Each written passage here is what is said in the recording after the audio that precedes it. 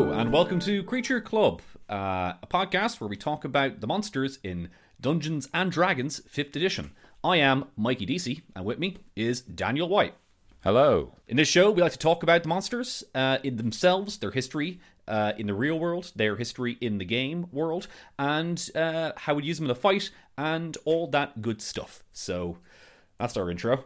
Yeah, sorry, I was a bit quiet. I was trying to find my monster manual. It was under a sock. I have it now. Excellent.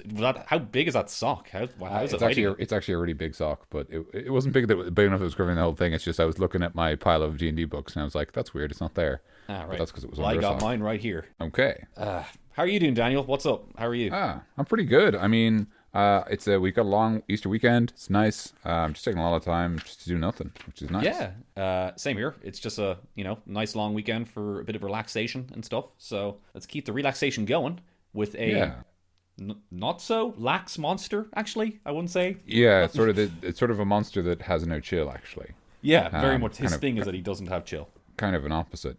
This week we are covering the Bulette. That's Bullette, otherwise known as the landshark. It can also, apparently to the Forgotten Realms wiki, it can also be pronounced Bulette or Bulette, or Bulette or Bulette. Bulette? Yeah. I didn't know this.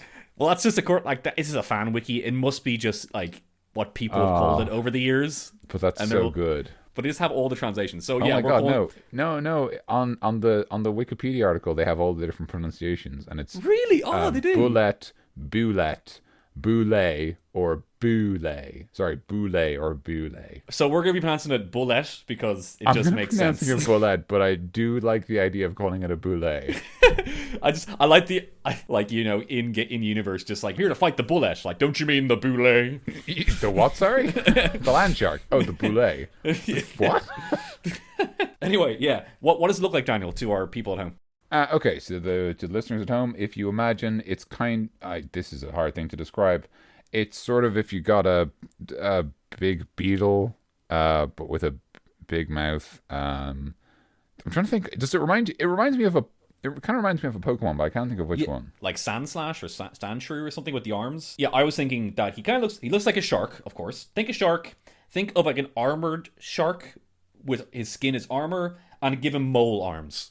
And that's kind of what he looks like. I know it's a very weird thing to describe to people. Yeah, and he has legs, but he's coming out of the ground in this picture, so you can't see them. And he looks a little bit like, kind of like a kaiju, which actually goes into the inspiration for it a little bit. Yeah, DC's favorite thing. Yeah, it's a really cool thing. I wanted to read this out when I first read it, but basically Gary Gygax was always on a lookout for kind of monsters he wanted to use at the very early stages of what we know as D&D today. So he just kind of went over to pound stores and like dime stores and got like cheap like knockoff kaiju from like Godzilla and just Ultraman, stuff like that. And then one of them was something that looks a lot like the Bulette, and he just used it and it kind of just made it like that. And I think, let's see, the Rust Monster, the Owlbear as well, were kind of all in the same bag that he got with like a bunch of them, and he made them staples today with them. I just thought that was really cool. Do you want to just for those people who aren't sure, could you explain what a kaiju is? Yeah, kaiju is basically think Godzilla. It's a big old Japanese monster that attacks kaiju just kind of means monster in Japanese. Yeah, big monster. Yeah, exactly. I think, yeah, but it's always definitely like a big monster. So, like, think Godzilla's a classic example of a kaiju. Godzilla is like the kind of typical one. And then, even like the monsters they fight in Power Rangers are kind of a version of kaiju as well. Yeah. But that's the inspiration for it. So, yeah, it looks like it's kind of look up a picture yourself whenever you get a chance, guys, of a Bulette, because we can't really describe it too well with this, but he's a land shark, like a mole shark. Yeah, actually, that's probably the best way to put it. Just a cross between a mole and a shark. So it's got sort of that grey skin, and then it's got kind of like some armor, a bit like the pangolin, or which is the inspiration for Sandshrew. Kind of like armor plates, and then kind of a grey body, and then mole arms and mole legs, and sort of a rounded body, big mouth, which is definitely where the sort of inspiration from the shark comes, because obviously sharks have very big mouths. Yeah. And then they've almost got, this art anyway it almost has more like a beak than because it doesn't appear to have teeth. It just has like a big maw. Yeah, which I think he's got like he pretty much has that throughout all the editions, like all the art editions here. So when I'm looking at all the different kinds of artwork of him, and he seems to kind of stick with that design, I think, for most of it, like of the mouth anyway. Yeah, I got you. That's kind of like the classic example of him. But yeah, kind of what I said just there. He's been in, like, you know, since pretty much kind of day one about it. He's been like in the really early editions of D&D. He's kind of been a classic monster with that, you know. So the Bulette, it's a land shark. Let's talk a little bit about what it is. Let's talk about a little bit. We did sort of its creation, which is probably the most interesting part of its history. And then since then, it's been in every edition of the game. Unsurprisingly, it actually predates D&D technically, which is interesting. Yeah. Because as DC mentioned, that idea that he was always looking for new interesting monsters. When he found this model he used for his Bulette, he was still playing Chainmail, which is the game that was the inspiration for Dungeons and Dragons. So actually, interestingly enough, this is a monster that literally predates D&D. Okay, which is pretty cool. So since then they've been in every edition, and they've basically always been the same. Their illustrations have changed slightly, but that's the way with all these monsters. And I think it's reasonable. I think even the wizards would say this, that like, I think they would always have said this, that like the drawings in the monster manual are always there kind of to inspire you as to what your monster should look like. So take like your favorite example of all the artwork and just kind of use that as your reference. Yes, exactly. Or if you can draw one yourself. Yeah, if you want. To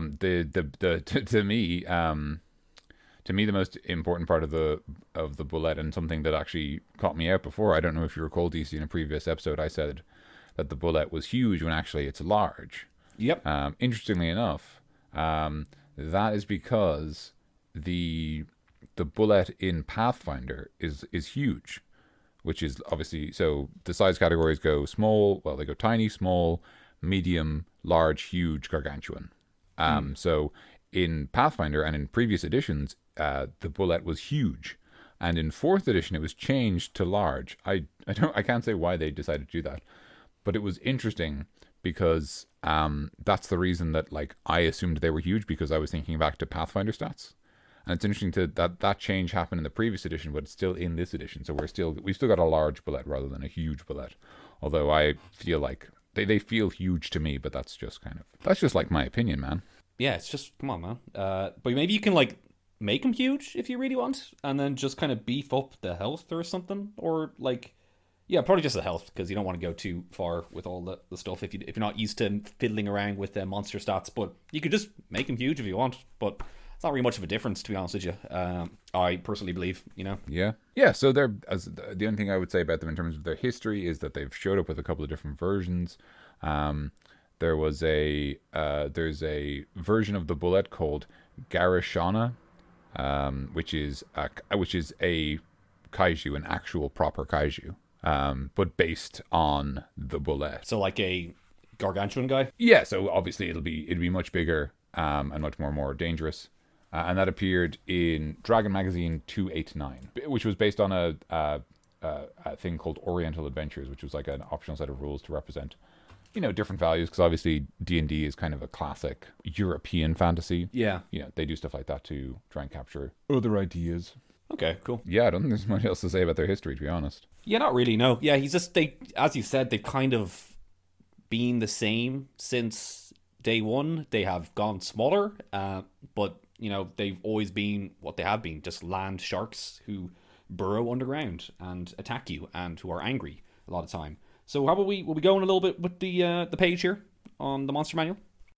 Yeah. So yeah, they are what it says in the book here. They're not chill guys. They are monstrous. They are animals. They want to attack people like as much as they can. They don't even think about like if it can't win. It just wants to attack people and eat people. So yeah, they're one of the things about bullets is that like they're often considered to be like, obviously they're not natural creatures. They weren't created as part of the world. They're the consequence of some mishap with magic, or some sort of divine curse, or some other magical consequence, because they aren't a natural creature.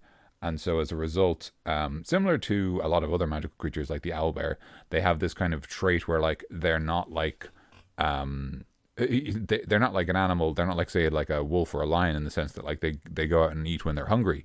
Yeah. The bulette will just constantly, it'll attack. It's very aggressive as an animal. Like it will attack things just to destroy them. It'll attack things when it's not hungry. It'll attack things when it's wounded or when it is outnumbered.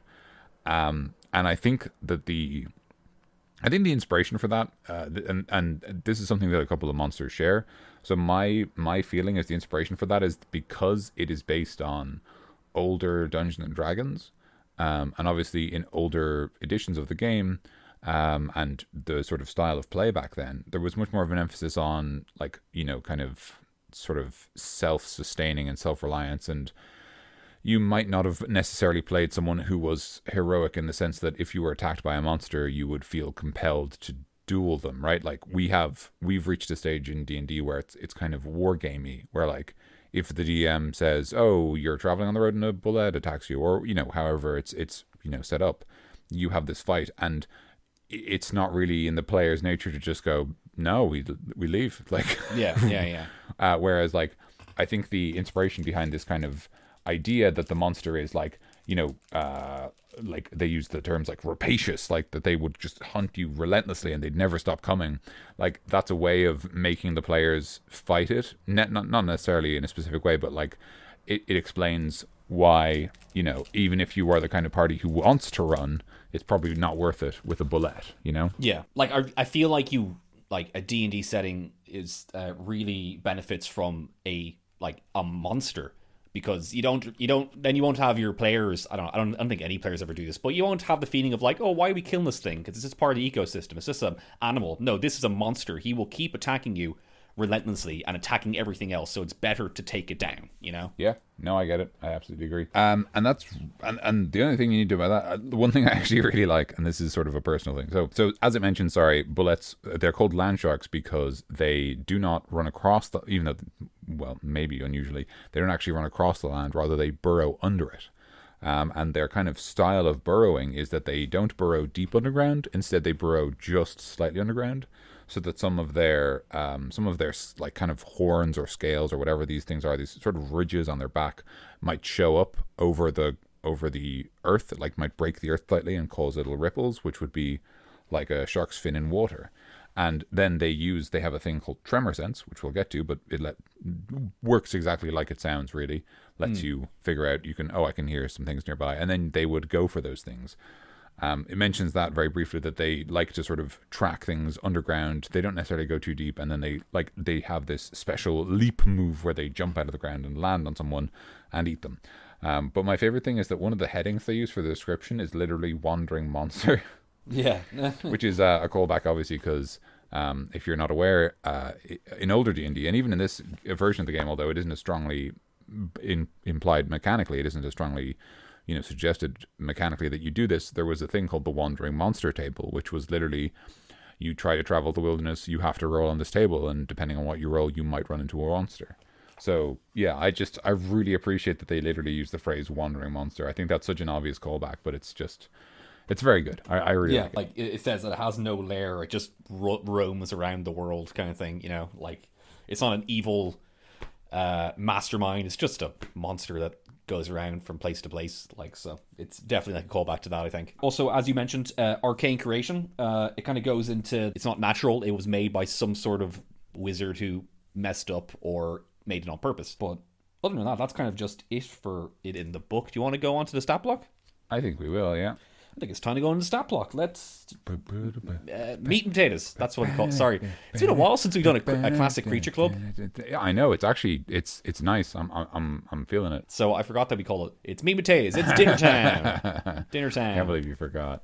Yeah, sorry about that, man. No, man, you don't have to apologize. It's been a long time since we've had dinner. That's true. Yeah, I haven't eaten in 17 weeks. Has it been that long? No, it hasn't. That's stupid. Anyway.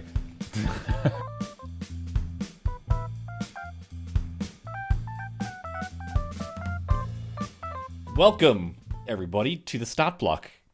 I hope you had a comfortable trip. I hope you had a comfortable trip in our dinner. Yeah, we're we have This like it's bad. yeah, we have a lot of like 5 different analogies for this little thing.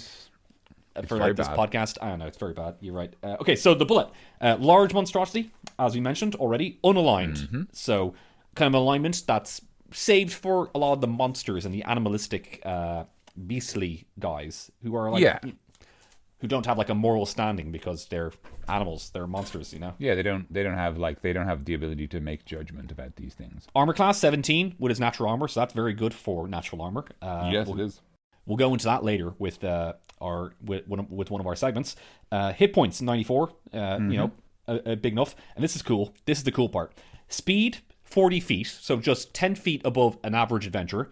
And burrow speed 40 feet, so it can burrow as fast as it can walk. So you'll definitely want to be using this guy burrowing around the place when he's moving.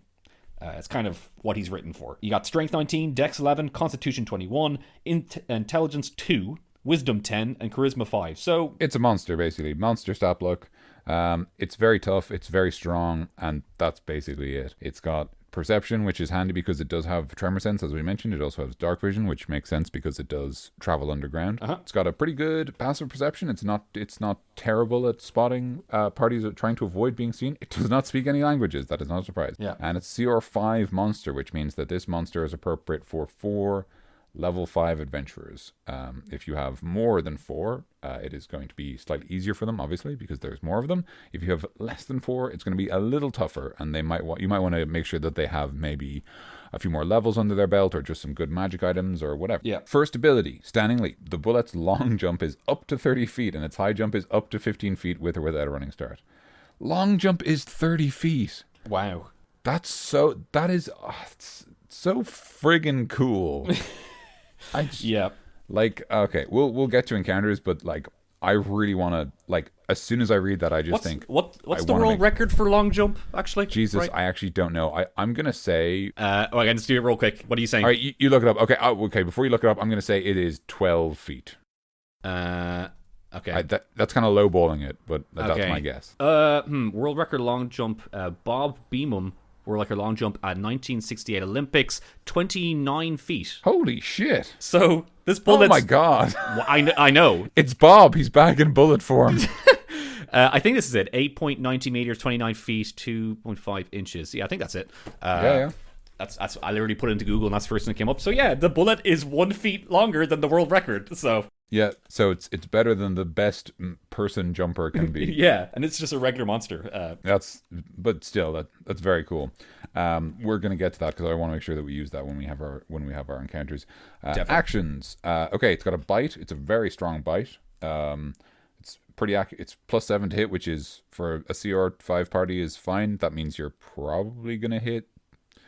You're probably gonna like reliably hit like kind of the ranger and the thief. The rogue and the ranger, and like basically everybody, you know, if your fighter wears heavy armor, they might be okay. If your paladin is around, they might be okay. If your cleric has a shield, they'll probably be okay. But a lot of the lower kind of armor people are going to get hit by this pretty reliably, and it's 4d4 plus 4. 4d12 plus 4. Yeah, that's a lot of damage there. Which according to this is an average of 30 damage, which is, wow. I mean, level 5 party member has about maybe, like, I think about 30 health. Yeah, average. around 30. Yeah. Like so. Yeah, just a little. If we're assuming d8s, because you can kind of round up and down and say, well, let's say just d8s, because that's like a lot of people just have d8s. I think like ranger and rogue and basically like everyone except the wizard and the fightery guys and the barbarian. So yeah, most people have a d8, so they have about 28 health without a con mod. Yeah, and so that means if they're doing well, they have a little over 30 health. Which is, you know, if you have 4 level 5 guys fighting this guy, he's not like a big boss monster, so he doesn't have any like reactions or legendary actions. So he's just gonna be doing 1 bite per turn. So if he knocks down one of your guys in 1 turn, whatever, that's fine. Heal him up and then keep hitting him. Yeah. Like against this guy, the party would have a lot more turns. But yeah, it is. Yeah, that is worth saying. Just like as in terms of it being kind of a CR appropriate monster, its bite will literally cut the rogue in half. Which, I mean, you know, if you did that to me, I'd be like, Fuck, that is so cool. That's a very funny image of like, don't worry guys, I'll backstab it. Oh god. Just the idea that the rogue slowly turns and gives a thumbs up, and then like the bottom half of it just like gets bitten off, and the top half still giving a thumbs up just sort of falls down slowly. Oh man. Okay. That's very iconic imagery there, Daniel. That's powerful stuff. Okay. Yeah. So then we have its big long power. As we mentioned, it's kind of good at jumping at people. So this is the Deadly Leap, and this is a flippin' wall of text here. Let's try and get through this as fast as we can. If the bullet jumps at least 15 feet as part of its movement, it can then use this action to land on its feet in a space that contains one or more other creatures. Okay, so it wants to jump out of the ground. We know it's really good at jumping. We just established that. And it wants to land into, not next to, onto, basically. It wants to land on another creature, which is very appropriate for kind of what it does as a predator. Each of those creatures must succeed a DC 16 strength or dexterity saving throw. Target's choice, that makes sense. So, if you're strong like barbarian, strong like ox, or, quick like fox, then you can get out of the way. Or be knocked prone and take 3d6 plus 4 bludgeoning damage plus 3d6 plus 4 slashing damage. Oh, great. That's fun. Yeah. On a successful save, the creature only takes half as much. They're not knocked prone, otherwise they would be, and is pushed 5 feet out of the bullet space into an unoccupied space of the creature's choice. Ooh, that's interesting. If no unoccupied space is within range, the creature instead falls prone in the bullet space. That's really interesting. Oh, sorry. No, sorry. When it said of the creature's choice, I thought that meant of the bullet's choice. So the bullet gets to choose where you move away from, which would be very unusual. I was like, that's a really interesting thing that they chose to do that, because that's a really unusual thing to do in the rules of 5th edition, but it isn't. Yeah. It's the opposite. Because I thought when you said creature's choice, I thought it meant him, and I was kind of thinking that he would grab him and like exactly. That's into a certain area. And this is kind of strange, but it's kind of cool though. Yeah, I was thinking the exact same thing. I was like, that's weird because that's different to normal. And then I was like, that is interesting, though. I wonder why they chose to do that. But when they say creature's choice, they mean the creature being attacked, not the bullet. Yeah. So, which I just really, I think it's interesting that both of us had the same thinking of like, oh, that's really weird. Isn't it weird that it did that? And then being like, never mind. Phrasing. Yeah. So, this guy, he leaps at you and tries to grab you and tries to hit you. Yeah. So it's worth noting that neither of these powers have any sort of cooldown or recharge. The bullet can just do either one whenever. So the Deadly Leap is a little less damage, but it can affect multiple people. Yeah, it's like 2 less damage. Yeah, exactly. I mean, it's only 2 less damage, and but the benefit is that you always deal some damage because it's save based rather than AC based. Like they have to roll to save, and if they fail, they still take half. And also, it rewards you for landing on a group of people. I think, because I think not giving a cooldown's fine, because it's one of those, it's kind of thrown into the category of monsters that the one-trick pony monsters, Yeah. The kind of monsters that have their thing, and you use that thing for the encounter, and then you kill it, and then he's done for the rest of the game kind of thing, Yeah. No, I completely agree. Yeah, and the leap is the bullet's thing. Yes. So do we want to... So that's literally the entire stat block. Do we want to move on to dessert? Because there's a lot of cool encounter ideas, but I don't think there's actually much else we can say just on the pure mechanics, and so I kind of want to jump into that stuff. We literally read through everything, so... Yeah, that's the thing. Like, the entire stat... It's a very short stat block. It's very straightforward. It is, yeah. It's got, I really like this Deadly Leap power, and that's why I want to jump into the encounter section, because in between the Standing Leap and the Deadly Leap, I want to talk about what we can do with this thing to make it interesting. Is this the quickest meat and potatoes we've ever done? I don't know. Wow, it is. Probably just like Bob, I forgot his name already. Bob Beamham. Just like Bob Beamham, we've set the record. Yes. Okay, so let's move on to dessert. It's encounters. All right, encounters. Cool. Pew pew. I'm shooting my guns. My encounters guns. Oh God. Sorry. I'll put them away.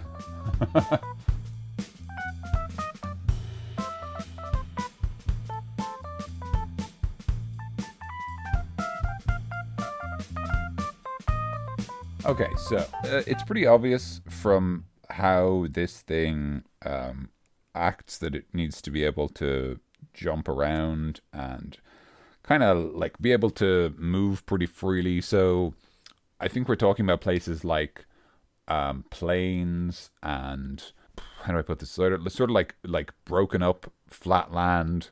I guess it could swim under rivers, actually. It could just burrow under rivers, so that's fine. But yeah, not a coastal thing, although fighting them on the beach would be cool. But I'm thinking more like deserts and plains and scrublands and things like that. Hills, stuff like that. Yeah, I really, really like the idea. And this is the first thing that I thought of when I read the Standing Leap. I like the idea of this like broken land, and you've got these big like earthen spires, right? And they're separated like there's like really steep ravines between them, um, almost like a Toblerone, almost like lots of Toblerones stacked on top of each other. Okay, all right, And yeah. I get it. bear with me. And the idea that the Bulette can use the combination of its burrow speed and incredible jumping to like move really easily between these things. So they're like the apex predator of this region. That's cool. It'd also be a really unique area to have an encounter in. So, straightforward encounter with the Bulette. You're going to be fighting it somewhere where there's lots of room, because it's probably not in a civilized area, and if it is, good heavens, it will do a lot of damage. That's an interesting encounter in itself, but let's talk about the straightforward encounter first. And then we'll go into that. Straightforward encounter. You're in a field. There's a Bulette that's just leapt out of the ground, and now you're fighting it. Now the players are fighting it even, or whatever direction you're coming at this from. So I think this fight is going to be very, very straightforward on its own, and kind of, I think it's interesting because it feels like it will be very immediately dramatic, or maybe, sorry, dramatic is the wrong word. Tense is the right word. Yeah. Okay. No, because as we've established, the Bulette deals a lot of damage. Like, it has the potential to down a character with one attack. The sort of thing that mitigates that is the fact that it only gets one action per round. It doesn't have a multi-attack. It doesn't have any special powers. It doesn't have any sort of like passive damage. It has 2 attacks, its bite and its leap, and it has the ability to leap very, very far, and that's effectively all it can do. Yeah. So my instinct says the normal fight with the Bulette, you're in a field, the Bulette's in a field, is the first round, like, assuming the party is relatively grouped up, because in general the party are assumed to kind of travel, within reach of each other so they can talk without yelling. What was that? So I think the first round, if they aren't split up by the time it's the Bulette's turn, and it might be worth giving the Bulette a small bonus to initiative to do that, but that's very much up to your discretion. Let the Bulette use its leap once and land on a group of the players, because I think once they see it do that once, they'll understand that they really want to stay separated. Yeah. Because I think it's reasonable to say that the Bulette will probably only leap on people if they're grouped up, because it can move faster than it can jump. It's, as we know, its speed is 40 and its jump is 30, so it can chase you over land faster than it can leap after you. So it really only wants to use the leap when it can land on more than one creature. Yeah. This is also a great time to think about how your party travel, because if your party have horses, the Bulette is going to try and eat the horses. Like, it's very easy. Like, I think that's something that our group does a lot. I think it depends a lot on the group, right? But that's something that like the group we have, DC, and also one of the other groups I play in, that's done a lot. The idea that like you might travel on horseback, but whenever it comes time to fight, the horses just kind of vanish. Yeah. They hop off and then they push him over, and then the It's horses almost are hanging like out by themselves. in like, I think in Dragon Age Inquisition, you can kind of like despawn your horse at any time. Or even in The Witcher, where you jump off your horse, have a sword fight, and then you just whistle, and then Roach always appears no matter where you are. Yeah, and just shows up, and you just keep riding. Like that very video gamey idea of like the horse is for overland travel, and then the combat doesn't include the horse because you don't want to complicate the rules with mounted combat. With mounted combat, I'm just like you're on a horse and you fight. You're doing the regular attacks. That's it. Like yeah, like I don't want to overthink it. Yeah, like the thing is, like the other group I play with, we play Pathfinder.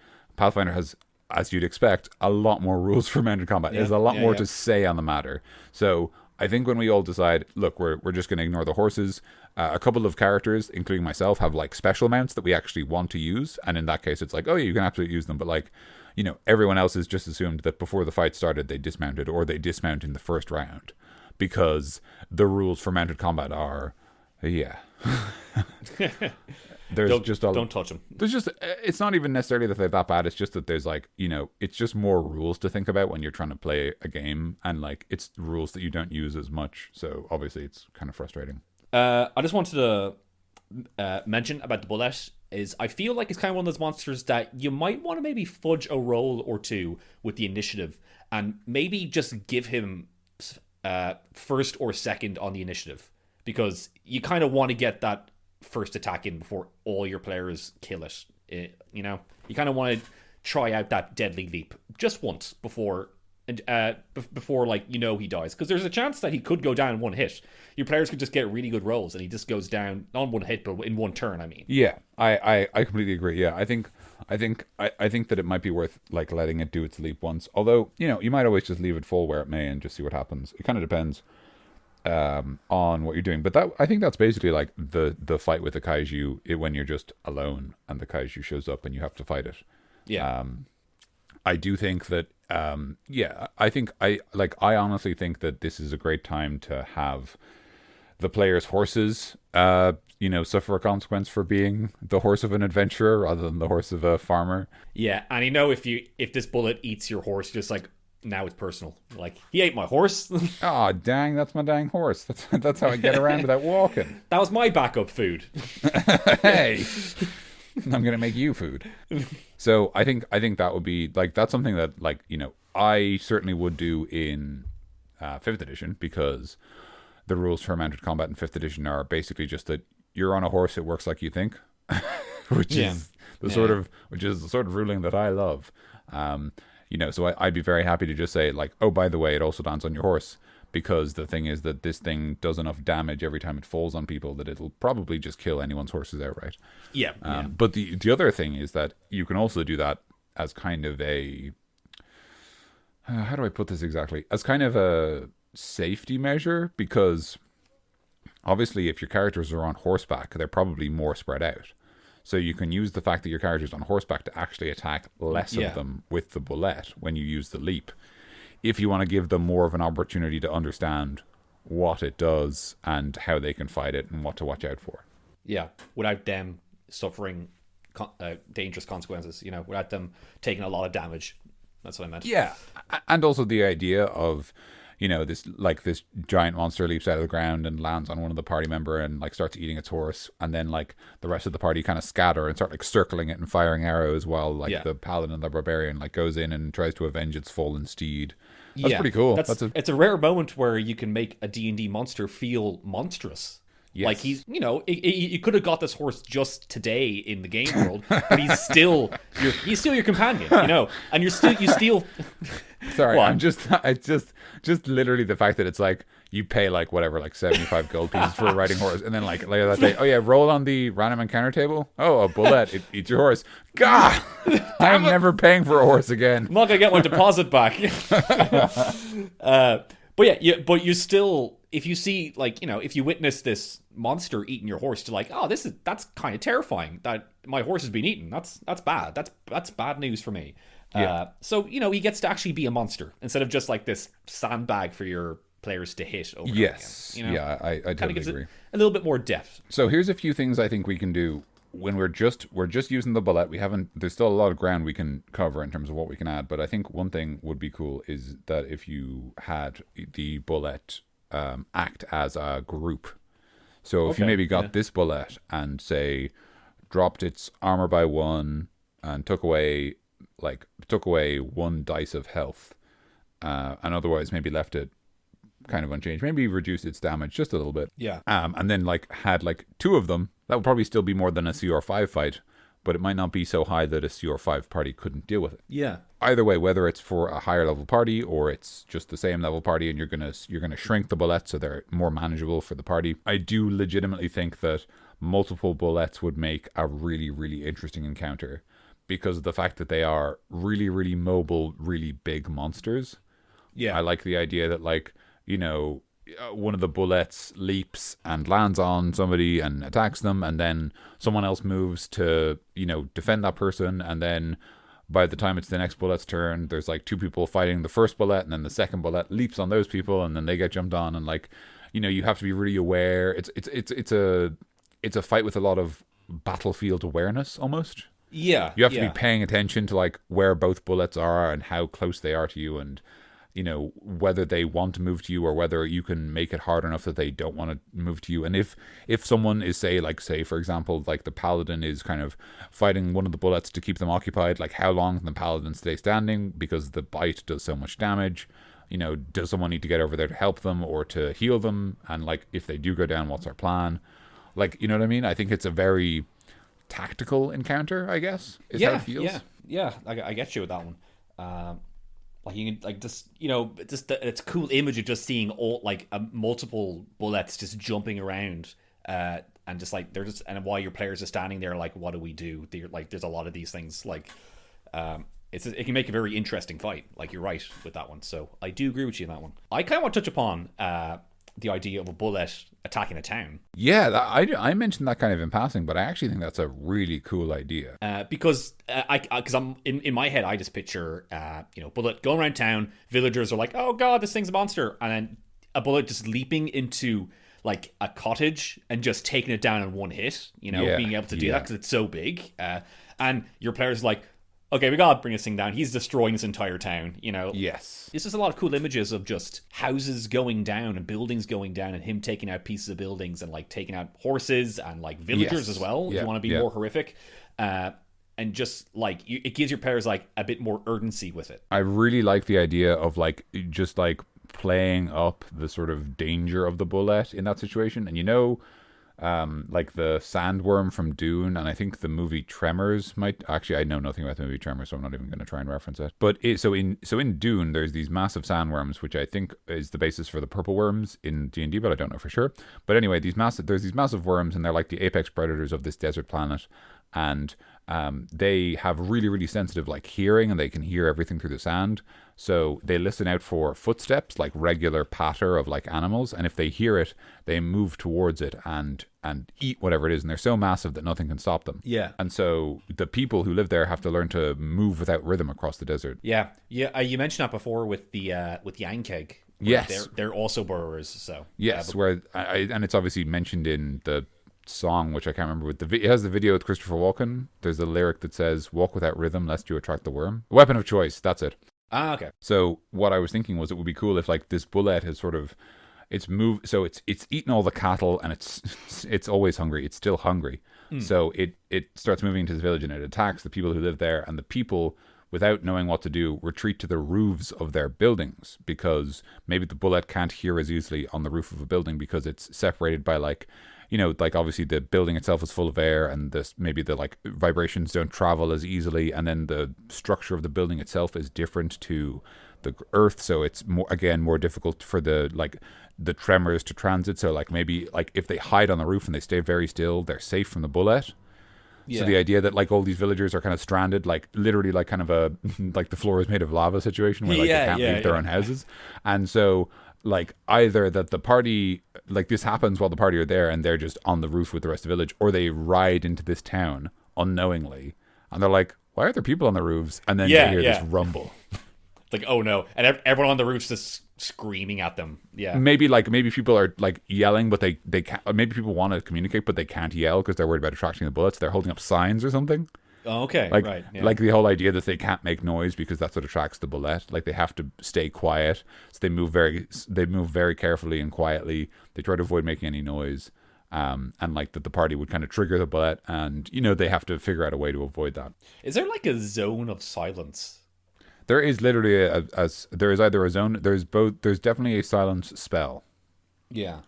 But I don't know. There might be zone of silence. There probably is. I feel like there's like some sort of puzzle you can do where you have a zone of silence and there's like bullets underneath. And if you, I don't know. Literally, I have like 2 elements of the puzzle in my head, but I don't know how I actually do the puzzle. But something about with bullets underneath, you have a zone of silence, and if you turn off the zone of silence, they hear you and then they attack you.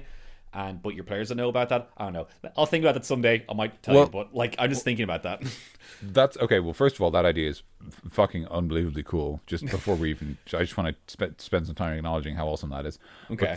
But second of all, there's a excellent series which I would recommend to anyone listening to this called Boss Keys. Oh yeah, it's really good. Yeah. Boss Keys is a guy called Mark Brown. Mark Brown, I think I got that name right.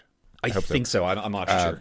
I think it's Mark Brown, but it's from the YouTube channel Game Maker's Toolkit, and Boss Keys is his series all about reviewing every Legend of Zelda game, specifically the dungeons and their design and how they work. And one of the ideas so there's kind of 3 types of dungeons. There's like lock and key, which is you need to find keys to open locks, you can progress. Gauntlet, which is like lots of individual like combat fights normally, but any kind of encounter that challenges you, but they're all kind of separated into different rooms. And a lot of D&D dungeons work like that. They work like, fight this one room of bad guys, fight this one room of bad guys, fight this one room of bad guys. And then there's puzzle box dungeons where the dungeon itself is actually kind of a puzzle. And as soon as you said that, DC, I thought that would make an incredible puzzle box dungeon. So the players have this like orb or whatever that generates silence. Okay, yeah. So like this entire dungeon, all the ground is like loose dirt or sand, and so the bullets can move across it freely, but they won't know the party is there as long as they carry this zone of silence. Yeah, or I'm also thinking like in just actually with Zelda in my head, I'm thinking of like a button that you can see from every room, and you let's say it's an eye or like a crystal to think of Zelda, and you shoot it with an arrow, and it turns on or off. And when it turns off, it's not silent, and the bullets can attack you. But in certain rooms, could have like a floor where the bullets can't get through, Yeah, or there's something that you need to reach and the switch also activates them. Or yeah, you need to provoke the bullets into attacking something because it's too tough for any of the party to break down or something. Yeah, so you kind of want to use these bullets. So it actually could be a cool puzzle box place for a really low level party, like first to second to third level, where where multiple of these guys would be a threat if your parties were actually fighting. Yeah, I mean, I think you could even do something as simple as having it be like a first level dungeon, and there's exactly one bullet. Yeah, and it's just like, it just patrols the dungeon, and you just have to stay out of its way. Make him huge, give him a name, have him be a threat. That'll be cool. Daniel, thank you so much for helping with this. This is a really cool idea for a dungeon. A fully formed idea almost at this stage. I would love to draw that up for a adventure. Actually, that would be very, very cool. I might write some ideas down for that. Thank you, Daniel, for that. You guys steal that idea as well. That's like, go ahead and steal that one. That's absolutely. That's one of our Creature Club freebies. Yeah, man. That's what we're all about. Okay, so now that we've basically fucking mastered the art of the Bulette solo encounter, there's an idea that I want to talk about that I've had for, I think, as long as I've like known about the Bulette and how it works. I've always really been attracted to the idea that a group of like bandits would tame bullets and then use them to raid supply caravans. Okay. So like so if you imagine like a bullet, like these kind of big beetle shark style things, right? And they've got like leather harnesses strapped to them, and they've got these sort of, I like to think of them as maybe like dwarven, because those dwarves obviously have that underground affinity, and they're also kind of a little smaller, so it's more reasonable to imagine multiple of them riding this bullet, and this bullet's kind of, it's burrowing forward. It's like surfing the ground basically, and like the upper half of it is visible, so its eyes can, it's able to navigate by its eyes above ground, and also there's like 2 or 3 bandits like strapped to these leather harnesses, like they've got those little hooks or whatever, like they've got they've hooked themselves into these harnesses, they're safe, and they're like hanging off this bullet as it rides towards a caravan. Yeah, or and maybe one of them's like steering it. Yeah, or if you want to go a little bit more high technology with it, or a little bit higher technology, have even kind of like a submersible like compartment above it. And literally have it like a vehicle. Oh, that's so cool. So the bandit can go underground with him. He wouldn't be able to see, exactly. but he'd be kind of steering in the right direction, But like, honestly, it's just a little bit more silly, but you can actually have it like a vehicle like that. I think that's really cool. In fact, if you wanted to go whole hog, you could even say that like, the pod has like some kind of early version of radar or sonar that lets it navigate a little bit. Yeah, that's cool. And just have submarines underground. That's kind of a fun little idea. Earth submarines made out of bullets. That's really cool. Yeah, and having them as mounts is a really cool idea. Like, because just kind of having them almost be, getting rid of the chaos element of them a little bit. If you have humans, bandits with them, then there's a bit more control with them instead of them just jumping around everywhere and attacking everywhere.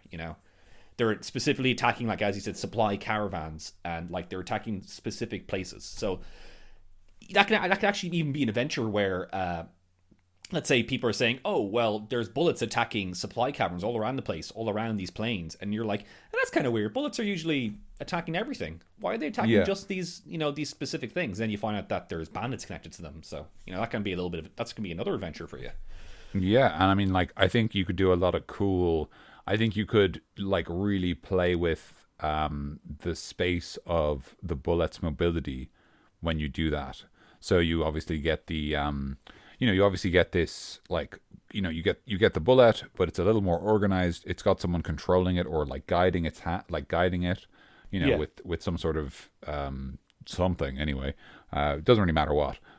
Maybe they actually are just a powerful druid and they're communing with the creature directly, or maybe they're just using like harnesses and hooks and driving it.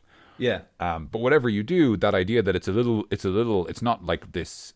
It's still got that animalistic instinct, but it's got like it doesn't have to be a human mind, but I suppose a sapient mind behind it, right? Like a creature with intent and intelligence is driving this thing.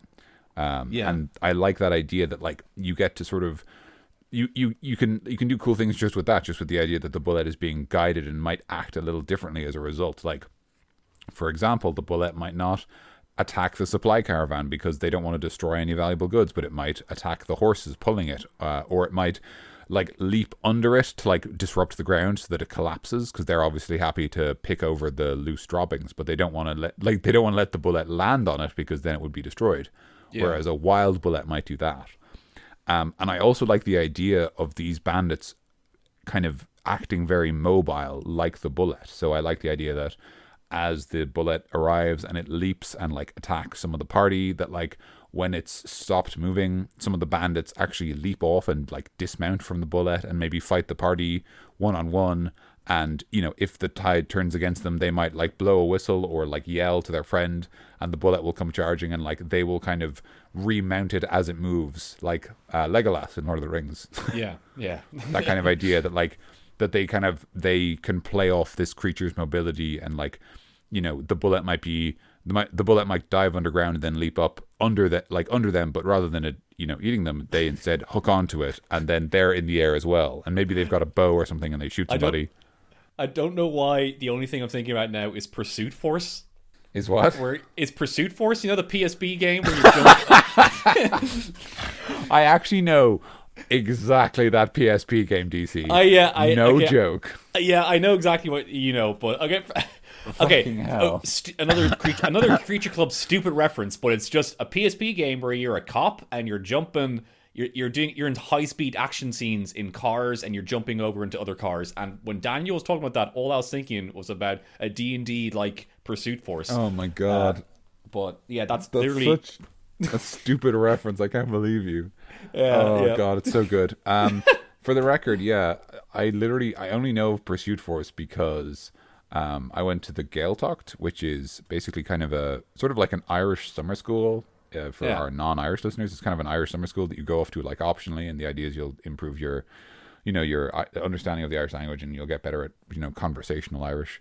It never works, by the way. No. I mean, okay, not true. It works probably 5% of the time. Yeah. But for most people, it's just a way to get away from your parents for 2 weeks because you're a teenager and that's all you want. Yeah. To just feel a little bit free. But anyway, I went on one of those trips, and I brought my DS with WarioWare, and another guy brought his PSP with Pursuit Force, and obviously we'd swap a lot and try each other's games, and that is literally the only time I've ever seen anyone own Pursuit Force. Yeah. And so it's just unbelievable that like I've literally played one PSP game. and it was Pursuit Force. And it was Pursuit Force. So that's I had the game, but it's just gone now. I still have a collection of PSP games, and I still have my PSP.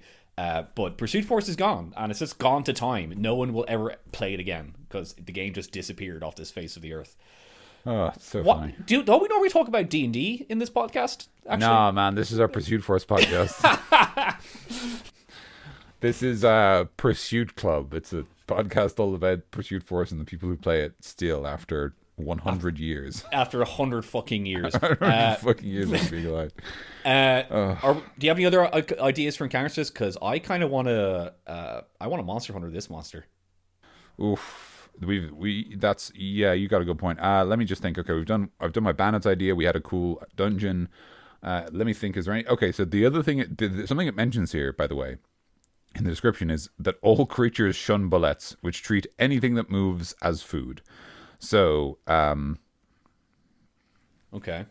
So I was just going to say, like, based on that description, probably reasonable to say that that they won't work with other creatures. I can see them being tamed by intelligent people, because that's a kind of like, there's an element of like control there, or like the idea that they have a druid who is able to like mind control or empathize with the bullets in a way that they don't want to attack anymore. But I think for most people they don't. So I don't think they work necessarily with other creatures. I do think that you can, and I said this with the Ankeg episode, I do think you can have a cool ecology of Ankegs being fed on by bullets.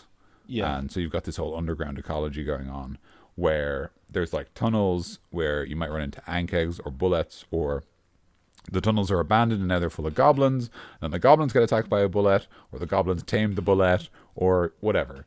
There's a lot of cool stuff you can do there. Yeah. But I can't think of anything concrete I want to talk about. And monster hunting this monster sounds like it's going to be a good time. Yeah, let's monster hunter this monster. Well, Daniel, technically, before we have actually monster hunted this monster in a game before. Yes, we have. Before we even did this podcast. But yeah, you Daniel, you used a bullet in one of your games, but it was dead already. Yes. It was kind of just to show an example of something. What was the story again with that? So to remind you, so just to go over very briefly, the hook was there was a small village called Goodspring, which was near the town you were acting out from, sort of your base of operations. Yep. And their well stopped running, and they were all very, very thirsty, unsurprisingly, because the region you were in was quite temperate. It was sort of like North Spain, south of France, quite a warm region. So not having a well is pretty bad. Yeah. And so, you did the kind of classic adventure thing of you showed up, you asked a few questions, they said the well's not working, you said great, and you jumped in the well. Which is, basically exactly what I expect you to do, which is very reasonable. So you jumped in the well and you went exploring, and it turned out that what had happened is all these tunnels had been dug around the reservoir the well was in, because a bullet had been looking for water, and it couldn't find any, and it dehydrated because what I called a greed demon, which is something I made up, but it was based on an existing monster in the monster manual, which I might spoil when we reach it. Was basically, it was like No Face from Spirited Away was the kind of inspiration. The idea that it's this beast that like just consumes constantly. So it found the spring, like the source of this well, and it was just devouring all of the water. And so the well ran dry as a result. You boys beat up the greed demon, and the water came back. You also found that magic super water that restored your health and buffed you up and did all that other good stuff. Yeah. But that is another story. That is another story. Yeah, we'll talk about that another time. But importantly, you found a dead bullet that had been trying and failed to reach the water in time. And reasonably so, you skinned it and took its bits. Yeah, we decided to use all the parts of the buffalo with this guy. Exactly. We skinned it, we used its bits, and we made Bulette armor, which... Yes, you did. Did you kind of go with that it was like... I think you might have went with like, because my character was a druid and I was able to wear it. Yes. So what I did was I think I allowed you to make two kinds of armor with it. Three technically: leather, studded leather, and hide. But they were better than their normal kinds. Like the hide armor, I think, was as good as chainmail or scale mail. One of the two. I can't remember. Yeah. I think the idea was that it would end up giving you the armor of a bullet. So I think it was bullet armor is hide in the sense that it's normal, like it's hide shirt, but it's as good as scale mail, which is handy for druids because then they get to wear it. Yeah. And then I think I also said that it gave you resistance to non-magical piercing damage, because the idea was that the bullet's hide was very thick, and so if someone tried to say stab you with a rapier, it wouldn't go through as easily. Yeah. And then the leather armor was a little better. I don't think it was as strong as the hide, but the leather armor also gave you resistance to piercing, and I think the hide armor also gave resistance to non-magical bludgeoning damage, was what I said. I think so. I think I remember that. I think those were the two things. So the hide armor had the properties of scale mail and resistance to non-magical bludgeoning and piercing, and the leather armor was effectively like, I think it was actually like AC 14. I think it was the best light armor you could have. Basically, it was as good as that. And it had resistance to non-magical piercing damage. Yeah. Because the idea was that it was still thick, like a Bullette's hide, but it wasn't as thick as the hide mail, because the hide mail was like more thickly layered, which is also why it was medium armor. Okay, yeah. I think I remember that. I don't know where I got that idea. I don't know why I gave it resistance, because the Bulette does not actually have resistance. Yeah. But I think that was just based on like my common sense. Yeah. Because the Bulette is famous for its thick hide. I think I might have also partly based it on, and this is a guess, I might have based it on the Pathfinder's Bulette, because I think that has some damage resistances because of its thick armor. Yeah. But yeah, that was the idea. It was just the idea that it would be, you know, just a little different and you could find stuff from it. But what other things could we do with the armor? Or what other things could we do with the Bulette instead? And how, if you wanted to do DC, would you change the armor, do something different with it? Well, not really, to be honest with you. I would kind of I probably might just make one armor where it's his, let's see, his natural armor is 17. I'll just say, like, you know, it's Bulette armor. It's his, you can make a really good, maybe plate with his, because he has like plates on his, on top he of does, his head kind of thing. It's kind of, so you can kind of make like a really cool plate armor, or like a medium armor that's as strong as plate, or like a medium armor that has 17, like, you know, something like that. But I had a pretty wild idea right now, actually. It's kind of crazy, so you're gonna have to bear with me. But imagine somehow making like gloves or mitts out of his claws, and then getting his burrow speed with those claws. That is like, so good. I think that's an item in Shovel Knight. And it could be in another game, a couple other games. I'm pretty sure as well. that's an item in like Zelda, dude. The claws, the digging claws, isn't that? Yeah, okay, that's it. That's Zelda. Yeah, that's a Zelda. But Shovel Knight does have some sort of digging thing. Link Between Worlds could be maybe Skyward Sword or Twilight Princess. One of those. I couldn't say for sure. I suspect, the only reason I suspect it's either, I think, you know what I think it is? I think it's Minish Cap. Minish Cap, right? Okay, but I could be wrong. Okay, so having these digging mitts where you get a burrow speed with them, that's very cool. Pretty flippin' wild. But I would go with that. That's what I was thinking with that one. Just honestly, players don't ever really get a burrowing speed. And, giving them like an item that does that might lead to cool situations where, we can dig underneath the castle so we can sneak in, or we can dig we can dig through this wall so we can get out, kind of stuff. You know, just kind of, reward them for them killing this Bulette and then getting the stuff back and working on it, probably spending some money to make him into it, and bam, you get a cool magic item with it. Like, That's all you gotta do with it is just make it gloves. Maybe give it some. He doesn't have a claw attack, but still maybe give him like a little. Make it like an unarmed attack. Make it give like a D8 of claw damage. Claw damage, slashing damage, and then give him claw damage. And give him like a 30 burrowing speed, because you'll probably make him smaller and give him the same burrowing speed as your movement. As a kind of a normal player. Yeah, that makes sense. And just do that. So that's just one idea. That's very cool. If you were somehow able to like capture, if you could do a thing where you could make armor out of the body, digging claws out of the front, and then jumping boots out of the legs. Yes, that's cool. Another idea, because it's very good at leaping. You could kind of try to capture that with like some Bulette boots. Yeah.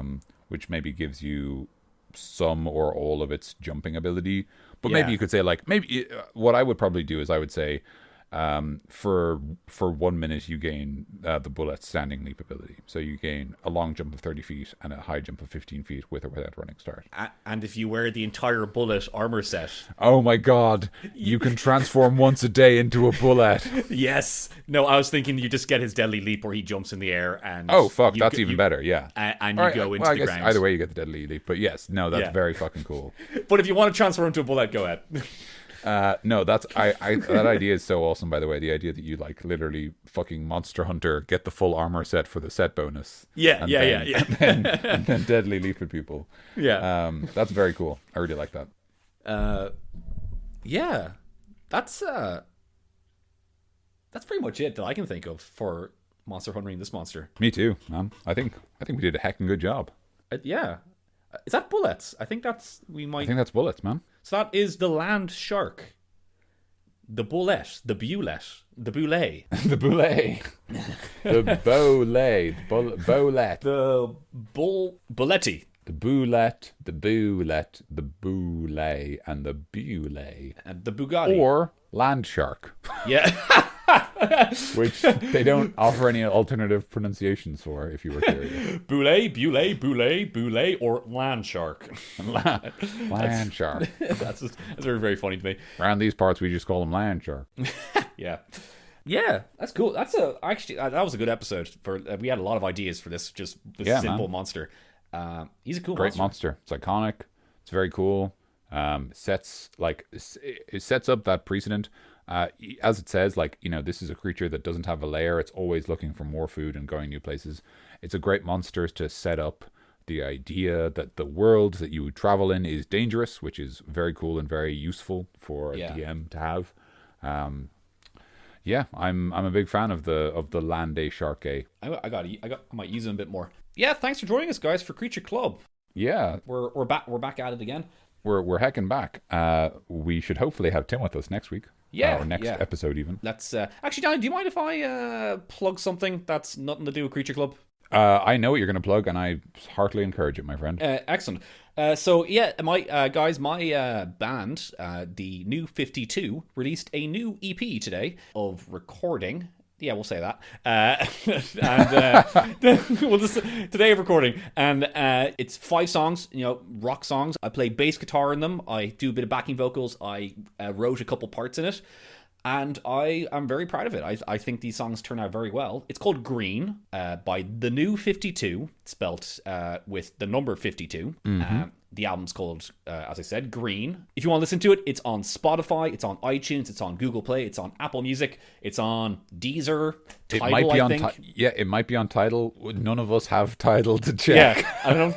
If any of you guys have Tidal, go check it out. But I'm just, going to throw it out there because some of you guys might want some cool music, and I think this album's pretty good. And you worked hard at it, so you deserve this. Yeah, and you get to hear your good old friend Mikey DC on the bass guitar there. So I hope you guys enjoy it. Please give it a listen if you want, and if you like him, then let us know, or let me know. Maybe not the Creature Club guys.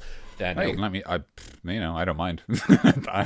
Thank you, Daniel, for letting me plug that. And yes, that's been Creature Club anyway. So if you guys like this episode, please consider subscribing to our RSS feed or subscribing on iTunes. We have a website, creatureclubpodcast.com, where you can check out our website, check out all of our episodes. You can leave us a comment, and you can contact us, send us in questions, queries, anything you want. Homebrew monsters, homebrew weapons. We do plan to make a homebrew episode at some point, so the more of those we get, the better it is for us. We have a Gmail, which is creatureclubpodcast@gmail.com. I actually want to shout out very briefly. I got an email this week. Well, we got an email. It's obviously a group account. I've just got it on my phone, so I'm always keeping an eye on it. Okay. From a listener called Vasily Sharapov, who found a bug in Podcast Addict and ended up kind of we were just going back and forth talking about the problem, and he kind of took me on a journey of discovery, it was almost like being watching a noir movie where they're sort of investigating all these leads and solving these problems. It was a lot of fun, it was a lot of fun to read, and I just wanted to thank them for sending on the email. Okay, that's funny. I didn't know about that. Yeah, so, it's just a bug with our podcast or with our website. No, or something? It wasn't with us. It was actually with the application. So we're okay, and they're actually going to contact the guy who makes Podcast Addict, which is an Android app for listening to podcasts. It's very good. It's the one I use. Okay. But he just encountered an unusual bug with it, and was kind of just checking in with us to say, oh, I've encountered this bug. If anyone else encounters it, it might be a problem with you. Otherwise, it's probably the application. And I said, I haven't heard from anyone else, and I tried it out on my machine. I didn't have that problem. And then he kind of said, okay. And then he talked about the different things he tried to figure out what the problem was. And it was quite entertaining. As someone who kind of has a background in computer science, it was quite a kind of a fun read for me as one terrible nerd. Yeah, it was a lot of fun. So that was cool. So thank you very much. Yeah, and if you guys want to go on your own fun little journey with Daniel, send us an email. I'm literally always on it. So yeah. Yeah. You just give us a little text adventure for Daniel, and then when he's at work, he's like, okay, I'll pick this path, and then the Yeti eats me, dang it. Fucking ski free. Is that the game with the Yeti where it eats you? Yeah, that was the game with it. Real quick. I was, I don't know, 5 or 6 or something, maybe a bit too old for it to get terrified by this, but I was over at my at my aunt and uncle's house, and my cousin wanted to keep me busy.